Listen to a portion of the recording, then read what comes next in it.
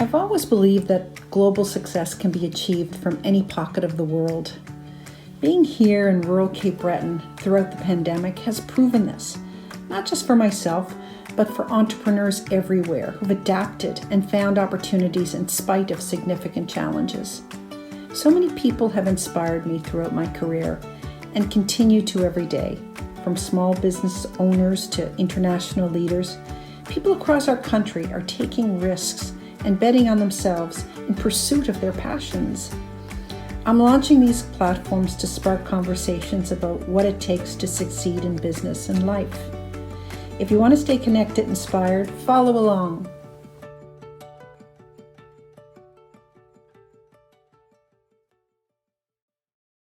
Today, I'm pleased to welcome Erika Shea to the Bet On Me podcast. She is one of Cape Breton's visionary leaders. She is currently the CEO and president of New Dawn Enterprises, a nonprofit, private, volunteer-directed social enterprise dedicated to community building.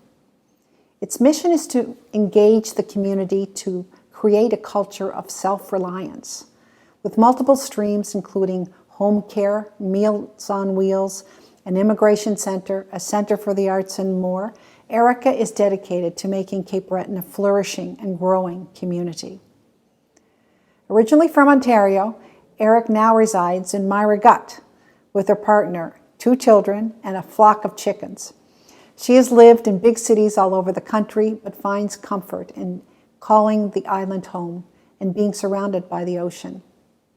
I'm looking forward to sharing Erika's stories from big city to small town. She is leading so many exciting and progressive projects in the community to help bring new life to Cape Breton Island. I hope you enjoy the interview and leave feeling as inspired as I was.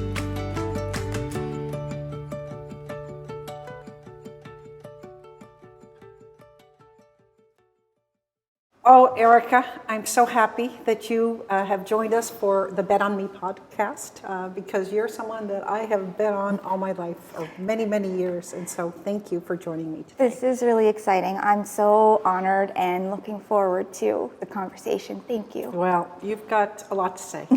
And you're one of the great visionary leaders in Cape Breton. And it's so exciting. And here we are.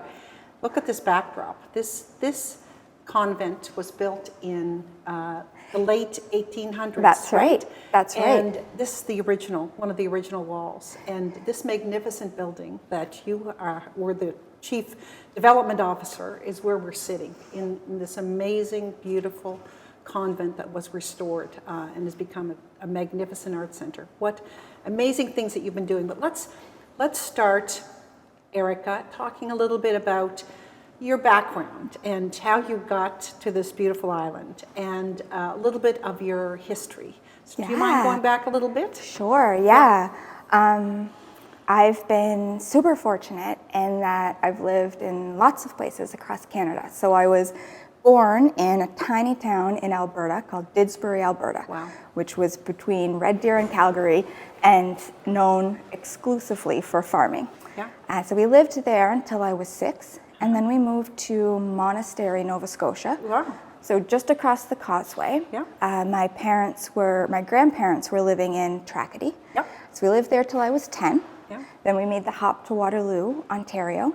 I stayed in Waterloo until I graduated high school. Yeah.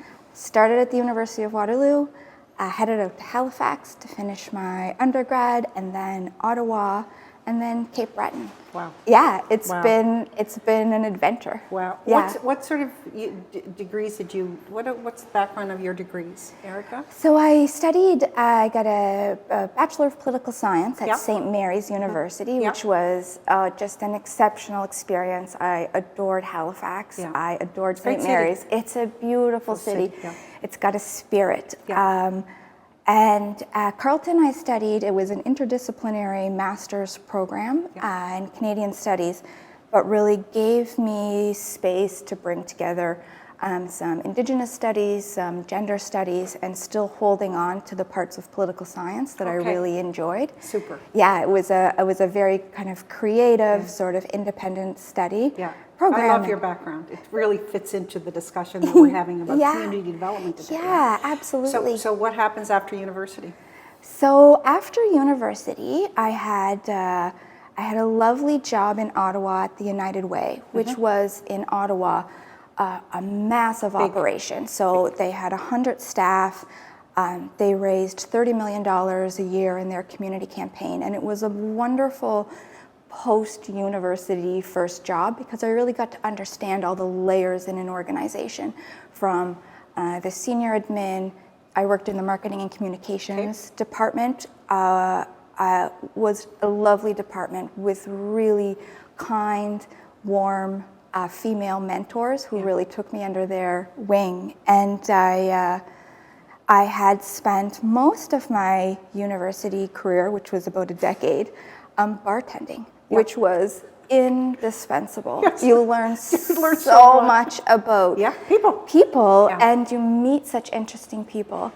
Can you do a good cocktail? I can do a good cocktail. Still to this day, I can do a good cocktail. So those are lifelong skills that you pick up. But it's the people you meet. Right? It is the people you meet. And it's the education in sort of interpersonal dynamics and reading people and being present to people. When I moved to Halifax and I was going to St. Mary's, I met my partner, and he's from Cape Breton. Yes. And when I moved to Ottawa to do my master's degree, so we had been dating 6 weeks at the time, and he moved to Ottawa too. So talk about risk. Poor guy. It worked out well for everybody. So good for him. Yeah. He did take a risk. He is also adventurous. He did. And so he worked at the time in radio, so he worked at different radio stations in the Ottawa Valley, which gave us an excuse to experience the Ottawa Valley, which is a really beautiful part of the country. It is. We came, 2008, we drove out to Cape Breton to go to his cousin Jana's wedding. It was the most beautiful 2 weeks, and on the drive back to Ottawa, we decided to quit our jobs, give up our apartments, and move to Cape Breton, and figured, worst case scenario, we could bartend, right? Exactly. That's a very transferable skill. It is. It is. And so he moved out a couple of months before I did, and he jokes the morning he got here was the global financial crisis. But it was Cape Breton, so there was no further down to go at the time. So he was all right. He was all right. And since that day, we've both been so blessed, so lucky. He started working in radio again shortly after he arrived. When I got here, I found a lovely job with a nonprofit at the time that helped me kind of understand the geography and the culture of the island. And here we are 13 years later.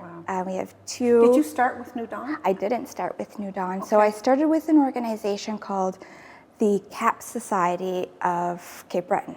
And it seems, on the one hand, like not that long ago, but in 2008, 2009, many people still didn't, that was really pre-iPhone, pre-iPad, and so many people didn't have internet access in their home. And so there were these sites set up across the island that people could go to, particularly seniors, and they could, I remember that. They could learn, how to send emails, how to find their grandchildren on Facebook, and so provided both the technology and kind of the skills as well to get people online. And so then you joined New Dawn. So then I joined New Dawn. I joined New Dawn in 2012. Okay. So I had my daughter in 2010. Yeah. I got to spend a year and a half at home with her, which was really indispensable. Yeah. And then I had, over my maternity leave, connected with an anti-poverty group that was looking at how food bank use was changing across the island. And so I'd spent a lot of time in university researching and writing reports, so I offered to help them write this report, and connected through that group with a wonderful woman named Margie Gillis. Yes. So Sister Margie worked with New Dawn for about a decade between sort of volunteer and her staff positions. And so it was Margie that said, there's an organization I'd like you to come see. I think it would fit for you. Yeah. And so it was Margie that made that connection and brought me into New Dawn at a time. And I remember when Margie told me about New Dawn, I thought, well, I'm going to Google this organization and kind of, and oh my goodness, there was nothing there. No. I couldn't find a thing about them. They were secret. And they're 45 years old. 45 years old. New Dawn is the oldest community development organization in Canada, I think. It is. They are the oldest community development corporation. And I came to New Dawn in 2012 in marketing communications capacity, and they had spent so much of their early years focused on survival and doing the work that there was often not resources to tell the story of the work, tell the story of the organization. So that was really many years they just reinvested everything they had to sustain the operations. Exactly. Exactly. And for many years there were over 100 people employed, right, in New Dawn. Yeah. And so that was a big hurdle that had to be met. And of course I was associated with New Dawn for maybe 20 years now. I remember Rankin and I did a conference together, and Get Along or Get Going was the name of my speech. Yep. And so I love the work that New Dawn has done. It's a real gem, right, for Cape Breton, for Nova Scotia, for the country. And we have a lot to learn in terms of community development. And what you're doing is just, there's some stuff that's just so exciting. So you were in marketing for a while, then you went into the development part of the organization, right? I did. So then I transitioned to Vice President of Development, which is possibly the best job on earth. Because you built this. You get to dream up new projects, and you get to be part of that beautiful energy and conversations that happen at the beginning of big projects. That process of bringing people together and trying to build the team, and you have so many questions and so many unknowns, and kind of step by step trying to get more knowns than unknowns. And it's such an exciting time in any project's lifespan. And you did amazing things while you were the Chief Development Officer. Thank you very much. And now you're the Chief Executive Officer the President. What hard to follow Rankin McSween. Absolutely. He's an amazing guy. Absolutely. But there's no one more perfect than you. Oh, thank you. And that's the truth. Thank you. And but what an exciting time. What an exciting opportunity, huh? So tell me, what were your most exciting projects that you worked on leading up to the CEO position? So this definitely tops the list. So New Dawn bought this property in 2012 from the Congregation of Notre Dame. And at the time, I was motivated by desire to preserve the property. So the sisters had one offer on the property, and that was to demolish the building and put up a series of duplexes. And so the sisters, full of integrity and vision, declined the offer, left the property on the market. And so it became clear pretty early on that this building's repurposing would be related to the arts. And there are a number of people in the community, so I think of Joella Folds, for example, who had for decades been saying to the community, we need a space for the arts. We need a multidisciplinary vessel in which people can work, connect, make, sell, promote, develop. And so it was an idea that was not new, that was not ours, but that was really paired well with this physical space. It really is spectacular. It's very unique too, and I love, and I had the privilege of listening to you at the time that you were planning this. And the Mi'kmaq piece is extraordinarily important in recognizing the traditional ancestry here that we have. all the, the directional signage is in both languages, and it's so cool that what you've done here. And but tell us, if you had to describe the convent, describe what happens here. This is a buzzing, busy place. Tell us what's happening here. So this building, it's 36,000 square feet. Wow. So we have 21 private studios. We have visual artists, textile artists, leather workers, potters, musicians, videographers. We have arts organizations. We have a film production company, Celtic Colors International Festival is here, Coast Radio Station. And so sometimes I joke and say, this was really just an excuse to bring all the coolest people in town together and see what happens, and see what they dream up, because there is a really magical energy. And as the character and the spirit of the project has made itself known to us, it is also a space where arts and social change intersect. Can happen. Yep. And so some of the work here is just not just. Some of the work here is primarily focused on making art. Some of the work here is really focused on social change. Yeah. Most of the work is a combination of those two themes. And our role is to make sure that this space is accessible, affordable, supportive, inclusive, and that everyone feels safe here, and everyone feels welcome here. And then we just know in our hearts that the artists will do what they do best, and they will lead us, and they will challenge us and start conversations and inspire us and create joy and gather us together for conversations about their work. And it just brings so much meaning. It's so meaningful. And, I've seen some of the artists in here, and to have the capacity to rent at less expensive. Tell us what happened during the pandemic. How did you, because I'll tell you, you were just launching, right? Opening up this place just before the pandemic. And tell me how you've managed it. So certainly not easy. Certainly not. So this is a project that was 8 years in the making. And so on those really tough days when the pieces weren't fitting together and it felt bleak, because with a project of this scale, that's bound to happen.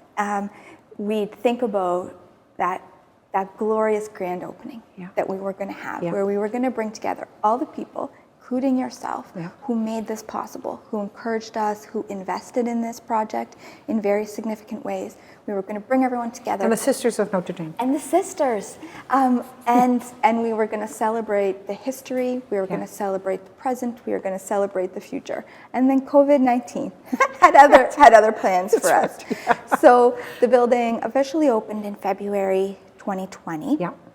6 weeks later, we closed the building. Everyone went home. And, it was a really interesting moment for us, because it asked us to define what kind of host we intended to be for the artistic community. And so we made the decision that our role was to make sure that when we came through COVID-19, everyone who wanted to be here was still here, regardless of their ability to pay. Because they had, many of them, taken a risk in their own personal and professional lives to sign a lease for a studio for the first time, sign a 5-year commercial lease for 3,000 square feet. And so New Dawn is really fortunate to have the capacity to be able to hold things together in those moments of crisis and kind of keep everyone whole. And so it was giving back that way will give you so much return in the long run, huh? Erika, you learn that in business and in non-for-profit. So the pandemic really made you rethink. I think it's making everybody rethink their purpose, right? And even in business today, I'm seeing a big difference in terms of, yes, profit's important, but other stakeholders are as important too. And community is really becoming critically important. And I think that one of the people underestimate what New Dawn has done for this community. You know, some of the work that you do beyond building this magnificent spot. You know, the work that you're doing, I love, I was recently with you when it was announced the community going to net zero at the old radar base. Can you tell us a little bit about that project? Yeah, that's a really interesting one. So New Dawn started in 1976, and many of its early projects were housing. At the time, there was a real need for good quality, affordable housing in the community. And so New Dawn wanted to create a vehicle where they could receive, at the time it was federal funds through CMHC, to help increase the housing stock in Cape Breton County. And so one of the properties that New Dawn acquired in early 2000s was the old radar base. Can you imagine? Yeah, for $1. How many acres there? So 80 acres. Wow. 80 acres. And so for you know, generations, that property had served as a military installation in Sydney. Many of, you know, some of our staff here today, they grew up there. That was their home. And so it was discovered in 2004 that some of the underground oil tanks had leaked and had contaminated the property. And so there was a big cleanup by DND. A number of the homes were lost, and so the property has been fully remediated, but that contamination and remediation is a big part of its story. And so it's really quite meaningful to come full circle and to be at a place with the brilliant technical expertise of the Reliance Center to be eliminating fossil fuels from that property entirely. Entirely. What full circle? What a story. Absolutely. And so it is going to be one of the greenest, cleanest communities in Nova Scotia. So we'll install a 700 kilowatt solar garden that'll provide all of the heat, light, energy generation for 28 homes, for the New Dawn Guest Home, for the Sydney Curling Club, for Carefield Manor. And it is a property, both given its size at 80 acres and given the fact that it used to house many more people than it currently does, that over the next 5 to 10 years, we'll be able to densify and really rebuild that community with the solar garden as both a focus, a centerpiece, and a prize. A catalyst, and really hold our organization to a standard of sustainable development that is new for us, that is exciting. That we're really relying on the Reliance Center to help us understand and bring to life. Yeah, well, you've got a great partner in Beth Mason. We do. And who's really going to help you get there. And one of the things I wanted also to talk to you a little bit about, Erika, was the Voices. And you're one of the original leaders in the Voices. And the Voices is an organization that we started about 5 years ago. Amazing. It's hard to believe. Because we really wanted, we felt the voice of women was underrepresented, right, in Cape Breton. And so there's a bunch of us that got together and we started this little initiative. And when you think of the outcomes of that initiative, Beth Mason, Mayor Amanda McDougall, CEO Erika Shea, Nadine, who's running for the MLA, it's an amazing story. Kaylee Wang, who is building organic sprouts and doing it so successfully. The stories are enormous and exciting, and you're a big part of that. Tell me, did this influence you? Tell me what the Voices gave you, other than the sisterhood that we've created is scary and phenomenal. And just having this party the other day was just absolutely spectacular. But tell me how this influenced you, because you were one of the original founders on this project. It's been so interesting and such a privilege to see this group of women in 5 years. And so what an interesting moniker, because part of what's happened, I think, as individuals is that this group has helped all of these women to find their own voice. And to tap into their own confidence. There's a collective confidence in the group. It's a source of wisdom and support. And we joke when we're together that so many of the members of the group have gone on in this short period of time to accomplish these really beautiful things for the community. Yeah. And we've all had those moments with the groups where we've just broken down in tears. We've had an overwhelming day. Things are not going as quickly or as smoothly as we want them to, and you are just enveloped in love. Yeah. And very safe territory, wasn't it? Wasn't it really a confidence builder and a place where you could go in trust? Yes. Yeah. And I think sometimes in this moment of transition for the island, you would know this intimately. You go through your day, go through your week, and there's moments of feeling really alone. Yeah. And then you yes, I know. And then you come to this space, and all of the loneliness dissipates because you found your people, and you have a shared vision. Yeah. There's remarkably little ego in the room. Yeah. There's incredible selflessness and courage. Yeah. And even when you're not aware of it, you're being inspired by the women that you're spending time with. Yeah. And I think before this experience, if someone had told me that it was this powerful to bring a group of women together, I wouldn't have believed them. No. You have to experience it. It's so true. Yeah. It's so true. Yeah. But we did have purpose. We were clear. We had pillars that we wanted to go after. We wanted to get women in political leadership positions. We wanted to get women in other leadership positions, like the Verschuren Center, like New Dawn. And I think we were very. And then we did that business conference, which was on all the 50 entrepreneurs from around Cape Breton. It was amazing. Yeah.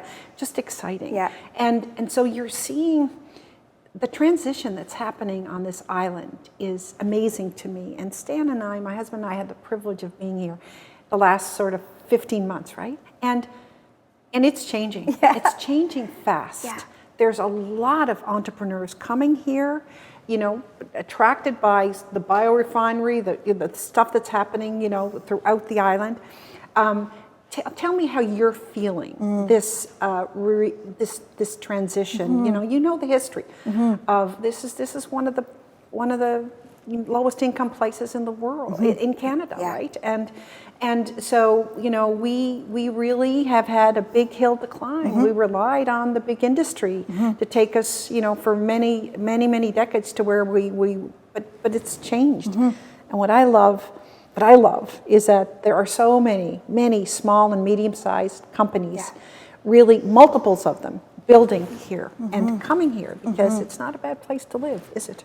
No, it's not. And I think what you find when people either come from away or they've been away and then come back is that they get this really compelling combination of knowing what's possible, because you've been other places. You've seen cities successfully regenerate and reimagine themselves. So you know what's possible, but you also know how rare this place is. Yes. And that is magnetic in its pull.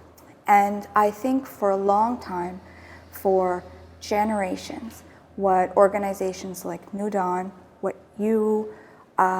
others were trying to do was just get that flame to spark, right? Exactly. And knowing all along that once we could get a critical mass, and a critical mass is not big, once we could get a critical mass of people believing in those new possibilities, that momentum will then take care of itself. And I think where we are right now is that momentum is picking up speed. It is. And now our challenge, our responsibility, and our privilege is to make sure that the fruits of that momentum and that reinvention benefit everyone. Yep. And we are building this from scratch, which is a burden, and an opportunity, and we don't have to do it in the way that it's been done anywhere else. And so every time I think we're thinking about development, prosperity, growth, economic development, innovation, none of those are the ends in and of themselves. No, they're not. Those are means to a well, healthy, Balanced, safe, engaged community. Yeah, exactly. I mean, look, I love, the thing I always loved about New Dawn, and I've worked in economic development here. It was my first job in Cape Breton. And, the coal mines, and trying to find workers, jobs for the miners, right, back in the 70s, late 70s. And it was really interesting. And so I see a very different place today. I see that the people of Cape Breton Island are taking ownership of themselves and are way more engaged in where they want to go. And what I love about what you're doing, you take risks. New Dawn always took risks, and they fail sometimes, and they were very successful. Yeah. Failure is not accepted very much sometimes in communities like this.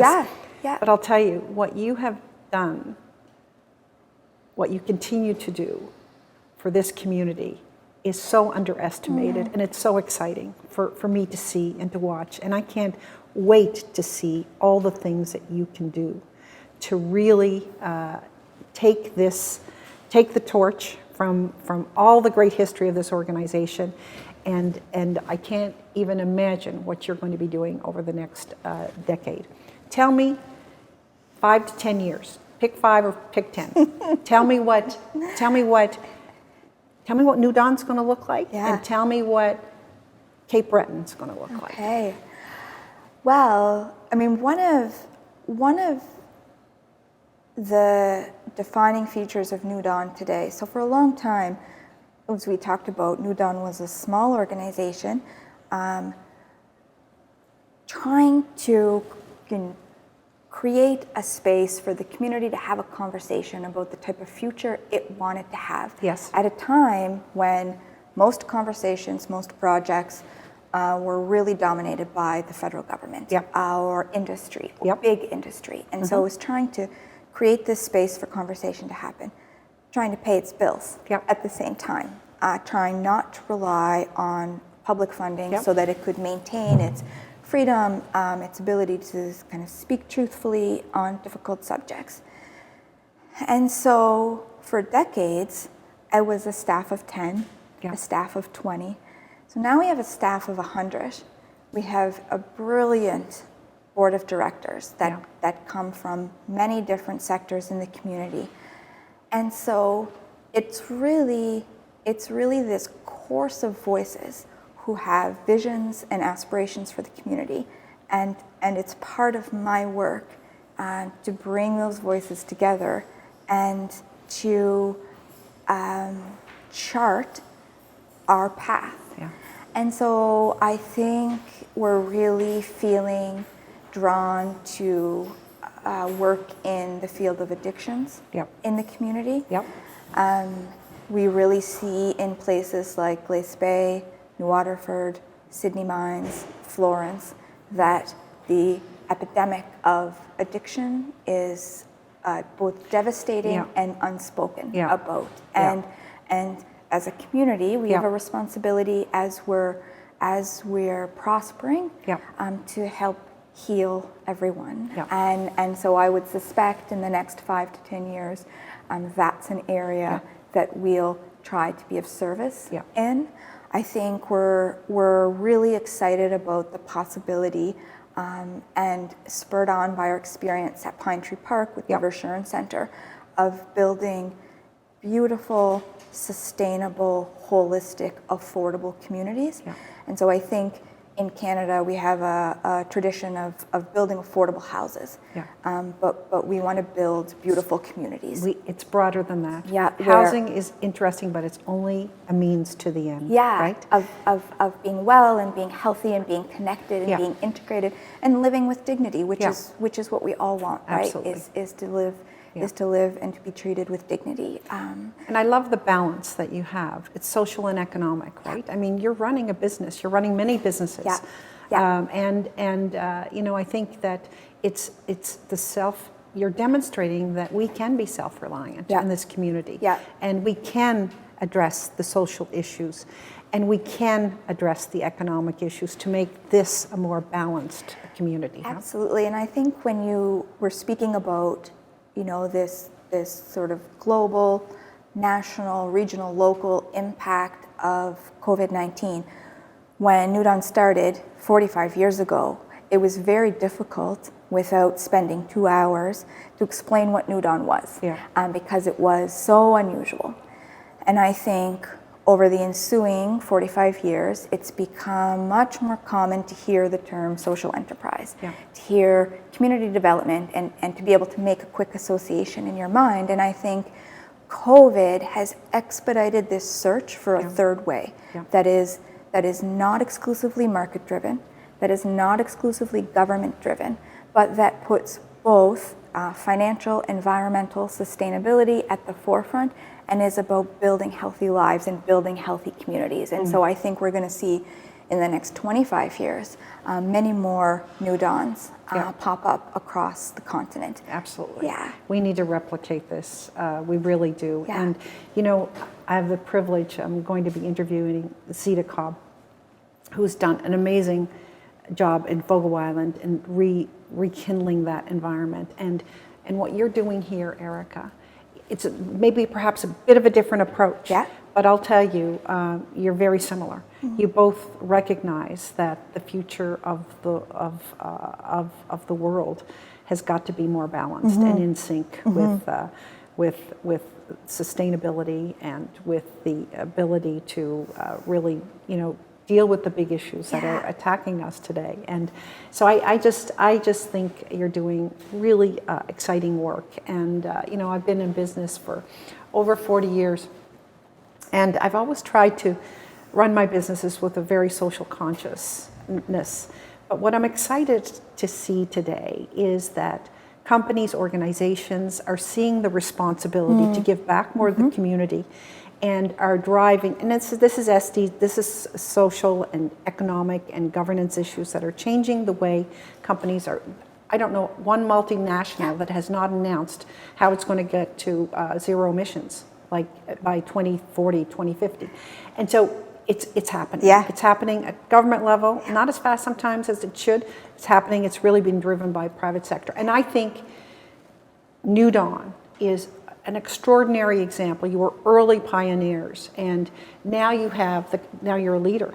You're a leader amongst many that are developing, and you will be, in my opinion, you are a great example of what Canada can do, what a community can do in our country. And so I just love everything you do, Erika. Thank you for spending this time with me. Thank you so cool. very much. It's been, this has been lovely. I feel like we could go on all afternoon.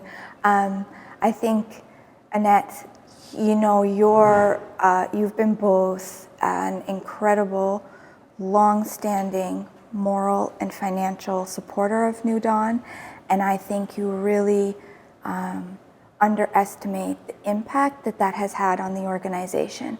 That in those dark times, and there were dark times, in those dark times, that someone of your experience, someone of your caliber, someone of your intellect believed in the organization, really kept us going.